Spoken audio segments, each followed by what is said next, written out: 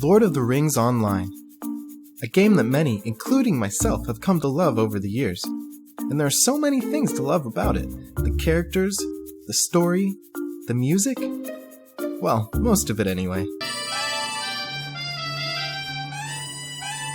But sometimes it's easy to see where this game has fallen short, so I've compiled a quick list of 6 things I hate about Lord of the Rings Online. Number 1. Grinding virtues. Listen, we get it, Turbine. MMOs need a grind in order to survive.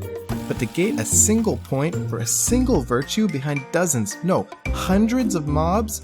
Oh wait, that's just the starting zone? I understand that virtues need to be gated somehow, and much of the deed grind is not that bad, but there has to be a better way than the mind-numbing drudgery known as Slayer deeds. Number 2. Housing. Yes, housing. For years, we patiently waited, listening eagerly for the words that we thought would never come. And then finally, a glimmer of hope, a housing revamp. Our joy could not be contained.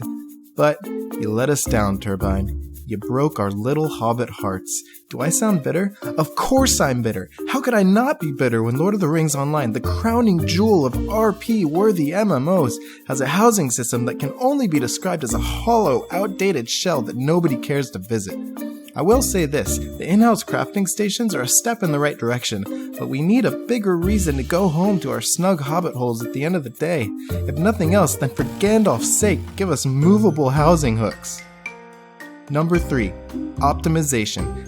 Now look, I want to enjoy the new content, I really do. Minas Tirith is a big and beautiful city, but when a game requires me to lower my graphics settings by 3 or even 4 levels, just so it won't hitch and lag and possibly even crash, there's something wrong here, Turbine. I'm getting 40 to 50 FPS drops just because of the zone I'm in. This needs to be addressed, otherwise half of your community is going to avoid endgame content. Number 4. Epic battles. Can you hear the air quotes, Turbine? Because they're there. I've never more quickly noped out of a system in Lord of the Rings Online faster than epic battles. I like the idea, but I hate the implementation. There's nothing epic about telling an NPC to tell another NPC to defend himself. I want to be the center of the action, not a stumbling block for orcs that are just interested in fighting someone else. I guess I'll just stick with my skirmishes. Number 5. Speaking of poorly designed systems, how about mounted combat?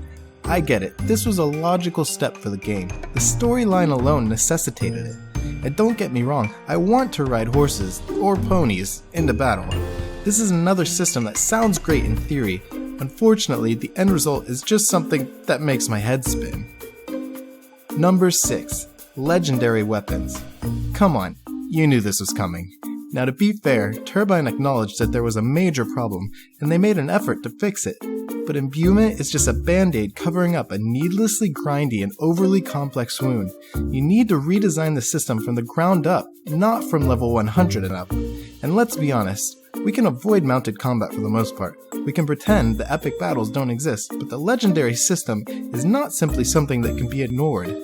You cannot be a capable or complete player at level cap unless you undergo the agonizing and at times rage-inducing grind of leveling up your legendary item. Items. Hundreds of items. So that's it.